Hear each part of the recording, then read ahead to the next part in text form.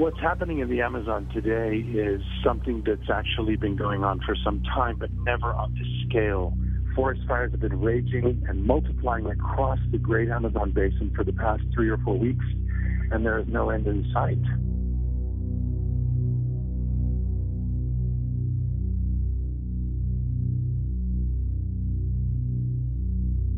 There have long been fires in the dry season in Latin America's forests, in particular in areas where cattle ranchers and settlers try to clear the forest so that they can either plant or burn the trees in order to create grazing land for cows.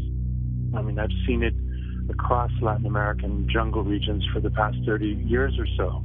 What's happening now in the Amazon is also taking place within a political context that's unprecedented, and that is that since January 1st, Brazil has had a far-right president called Jair Bolsonaro, former military man who has called upon essentially the devastation of the Amazon in favor of development. He has repeatedly encouraged widespread development.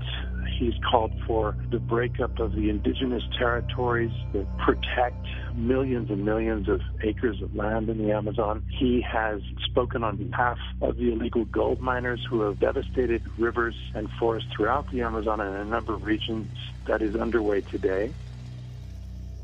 Most recently, in the past few days, since these fires have caught the world's attention, he's blamed the fires on foreign environmentalists and NGOs. He said that they have started them. This may sound cartoonishly crazy, and in a way it is, but Bolsonaro is a leader who's taken a page to a very conscious and obvious degree out of the Trump playbook. These fires usually caused and started by cattle ranchers or others who are trying to burn forests illegally in order to seize more land, now feel they have a green light coming from the presidency itself. And they do. From that huge green lung that the Amazon represents, about a fifth has been destroyed over the past 30 years because of uncontrolled, and in some cases intentional destruction.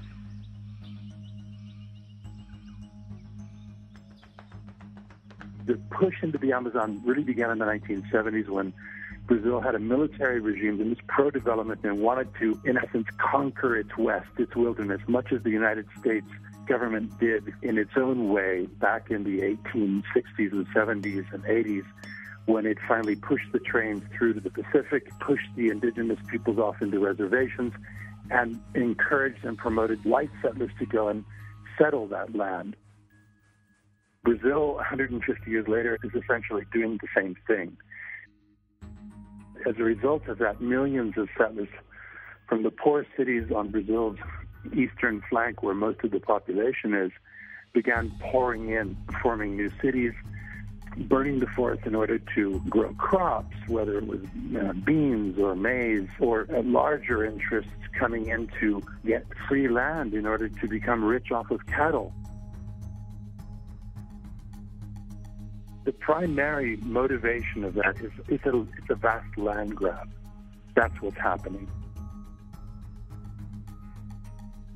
That invasion is taking place with the encouragement of the very Brazilian president himself, which is kind of unheard of. The long-term effect, as we're hearing from scientists, is the possibility that if another fifth of the Amazon is burned, which is not beyond the realm of possibility in this current firestorm we're seeing, that it could begin the process now known as dieback, in which, a bit like is happening with the melting of the ice on the poles, there's a point at which, even if it stops or slows down, the destruction has set in and the forest begins to die as a result of the unsustainability of what's left.